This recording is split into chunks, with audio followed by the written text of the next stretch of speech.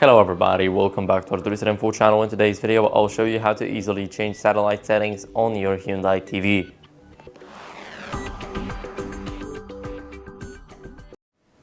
So first, head over to the settings.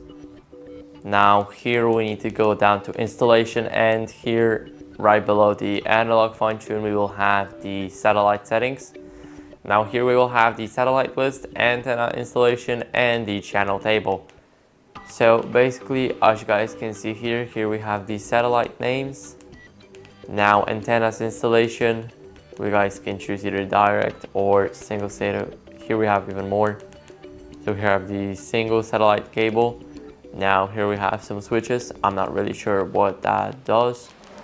And that's basically free modes. Now let me go over to satellite channel table. And as you guys can see, the antenna installation is required in order to search channels from the satellite settings.